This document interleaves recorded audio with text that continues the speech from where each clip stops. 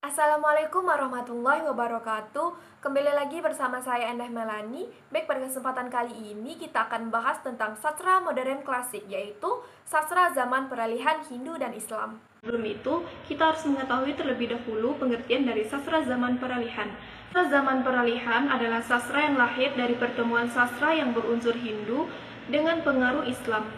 Nah, adapun ciri-ciri sastra zaman peralihan Hindu-Islam yaitu yang pertama, Tuhan yang dijunjung tinggi. Mula-mula adalah Dewata Mulia Raya atau Batara Kala, lalu diganti menjadi Raja Sya Alam atau Allah Subhanahu wa taala. Nah, yang kedua, plotnya selalu menceritakan dewa-dewi atau bidadari yang turun ke dunia untuk menjadi raja atau anak raja. Nah, selanjutnya yang ketiga yaitu unsur-unsur Islam semakin kental. Nah, yang terakhir yaitu yang keempat, fitur sastra zaman peralihan yang harus disebut di sini adalah bahwa sastra zaman peralihan biasanya memiliki dua judul, yaitu satu berjudul Hindu dan satunya berjudul Islam. Nah, seringkali judul Islam lebih terkenal. Nah, misalnya dalam hikayat Si Miskin Islam lebih dikenal daripada hikayat Marakarma Hindu, dan hikayat Ahmad Muhammad Islam lebih dikenal daripada Ayu Hindu. Nah, selanjutnya kita akan membahas tokoh sastrawan pada zaman peralihan. Kesempatan kali ini saya akan membahas satu tokoh, yaitu Abdullah bin Abdul Kabir Munshi.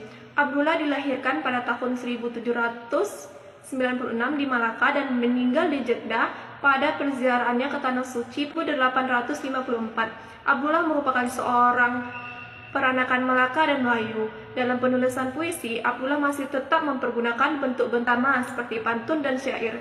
Namun, dalam karya prosa, ia telah meninggalkan kebiasaan-kebiasaan sastra lama, baik isi maupun bahasanya. Hasil karya Abdullah menceritakan kehidupan sehari-hari, berupa biografi, autografi, dan kisah. Bahasa yang digunakan Abdullah dalam penulisannya tidak terikat pada cara pemakaian kata-kata yang sudah ditetapkan.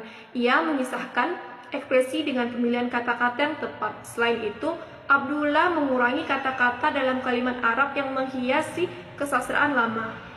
Munshi merupakan julukan bagi Abdullah. Julukan itu tepat diberikan kepada Abdullah karena ia seorang intelektual dan ahli bahasa Melayu. Ia menguasai bahasa Inggris, Melayu, dan Tamil.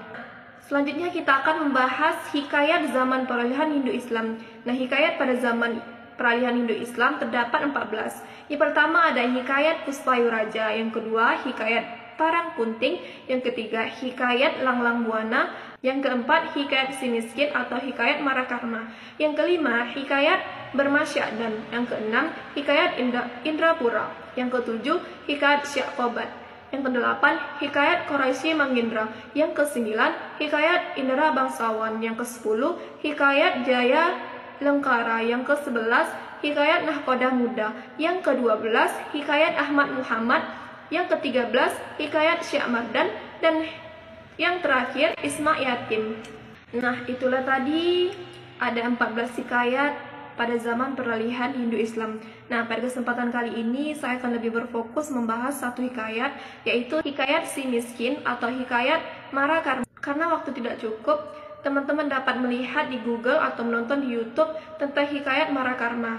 Nah, saya akan memberikan penjelasan sedikit, yaitu hikayat ini ada di Museum Jakarta ada 5, dan di Leiden ada 2, dan di London ada 1. Hikayat ini mengandung pantun yang menyentuh tentang orang Nasrani dan Belanda. Hikayat ini termasuk hikayat zaman peralihan yang awal, dan ada 3 motif Hindu di dalam hikayat ini, yaitu yang pertama Ahinijun yang curang, yang kedua dua saudara berpisah yang perempuan diambil istri oleh putra raja. Nah, yang ketiga nahkoda yang loba mengambil istri dan harta orang lain.